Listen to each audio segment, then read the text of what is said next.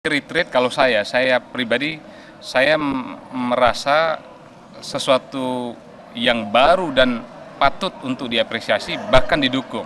Model kepemimpinan bukan hanya kepemimpinan nasional yang melakukan retreat, tapi kepala daerah, eksekutif, termasuk yang tadi disampaikan. Kami nggak mau buru-buru dong, maksudnya menyimpulkan hanya karena dari postingan di sosial media. Makanya kami langsung mau informasi A1. Pertama dari stakeholder terkait, kemudian nanti anggota DPD lagi yang akan turun ke lapangan untuk memastikan itu benar atau tidak. Pak Sultan, ini kan pos anggaran menjadi sesuatu yang krusial ya. Kemudian kalau mengandalkan APBN aja tentunya akan jangka panjangnya akan sulit begitu untuk di tahun pertama. Adakah saran dari Pak Sultan ataupun DPD mungkin menggunakan zakat begitu untuk pembiayaan MPD? Iya, jadi begini, justru saya yang kemarin beberapa yang lalu kasih komen itu. Saya melihat begini. Memang negara pasti di bawah Pak Prabowo, Mas Gibran ini betul-betul ingin program makan bergizi gratis ini maksimal. Hanya saja kan kita tahu semua bahwa anggaran kita juga tentu tidak akan semua dipakai untuk makan gizi gratis. Saya sih melihat ada DNA dari negara kita, DNA dari masyarakat Indonesia itu kan dermawan, gotong royong. Nah, kenapa enggak ini justru kita manfaatkan juga? Contoh, ya, bagaimana kita menstimulus agar masyarakat umum pun terlibat di program makan gizi gratis ini.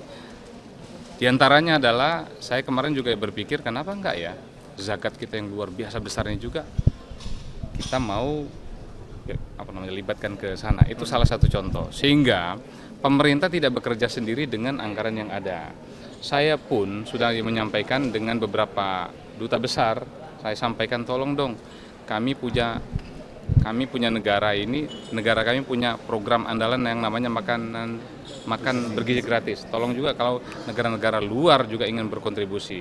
Nah, ternyata kemarin juga kita senang, Jepang sudah mulai ikut ya support kita. Saya mau mengatakan bahwa program makan bergizi gratis ini kalaupun memang ini program andalan dari eksekutif atau pemerintah, tapi kami berharap dari parlemen melakukan semua fungsi yang ada, memastikan agar program ini juga betul-betul berjalan dengan maksimal, bukan hanya dari anggaran APBN yang ada, karena pasti sangat terbatas pasti. Bang, izin Bang, soal RUU Omnibus Law kan tadi ya salah satu agendanya yang dibahas DPD kan itu apa aja nih kesimpulannya dan ada rencana oleh teman-teman DPR, lebih khususnya lagi Komisi 2 untuk memunculkan omnibus politik. Buat saya ini sesuatu yang baik, kemudian kami dari parlemen, dari DPD juga mengapresiasi sebagai sebuah langkah atau salah satu solusi konstitusional. Kita juga tahu bahwa beberapa waktu yang lalu ada keputusan politik mulai dari MK memutuskan presidensial threshold 0%. Nah, banyaknya atau beberapa regulasi undang-undang itu yang memang terkait dengan urusan politik, ada undang-undang pemilu, undang-undang Pemda, undang-undang Pilpres dan lain-lain, maka ide untuk memunculkan omnibus politik ini menurut saya ide yang harus kita apresiasi dan DPD akan terlibat secara aktif. Kami pun akan mengusulkan dan tim nanti ketika ini memang dimulai, karena memang banyak masalah politik atau banyak regulasi setingkat undang-undang yang terkait dengan demokrasi dan politik kita itu, lebih lagi kepada urusan pilkada dan lain-lain, itu yang harus mulai kita upgrade, harus mulai kita koreksi, harus mulai kita evaluasi dan perbaharui dengan kondisi terkini, termasuk demokrasi kita yang termasuk itu ya Pak yang Pak Presiden meminta untuk DPRD memilih langsung kepala daerah itu. Ya, tentu banyak sekali bahannya nanti. Saya berpikir ketika dibuka omnibus secara politik, makanya DPD pun sudah punya banyak bahan. Salah satunya adalah bagaimana melihat demokrasi kita yang makin hari makin mahal. Itu salah satu contohnya. Makanya kita tunggu nih. Kita tunggu apakah memang omnibus politik ini segera akan diluncurkan, dan DPD tidak akan pasif. Kami akan secara aktif memberikan masukan, dan bahan-bahan kepada teman-teman di DPR untuk menjadi bahan atau pintu masuk ya solusi konstitusi kita tanpa harus melakukan amandemen.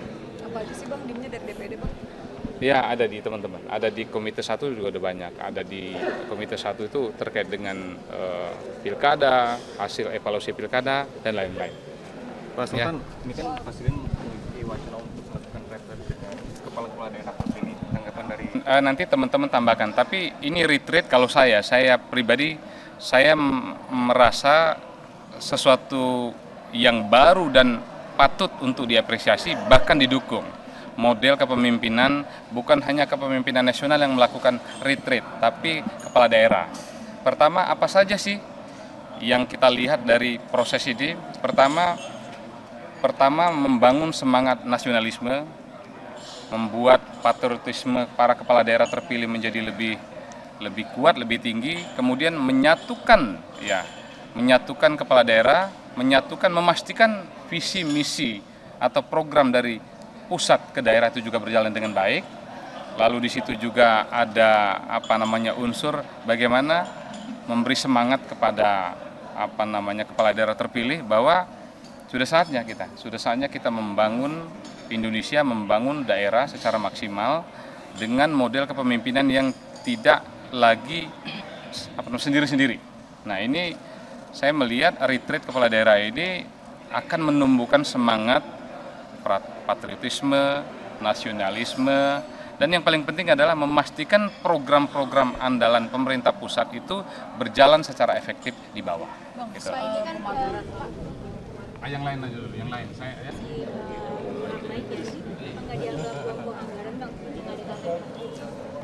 Gini, buat negara bangsa sebesar kita dengan ratusan juta masyarakat dengan puluhan ribu pulau, ya kami berpikir bahwa semangat atau doktrinasi kebangsaan itu harus dimulai dari bawah. Jadi tidak perlu langsung dikaitkan dengan seberapa besar anggaran. Memang mengadakan retreat selevel kepala daerah itu harus memakan anggaran yang tinggi, tidak juga. Yang penting semangatnya itu bahwa ayo kita mulai era baru sekarang dengan semangat membangun bangsa, dengan jiwa patriotisme, dengan jiwa nasionalisme, dan yang paling penting adalah program-program dari pusat sampai ke daerah dengan baik, berjalan dengan baik. Gitu. Bang,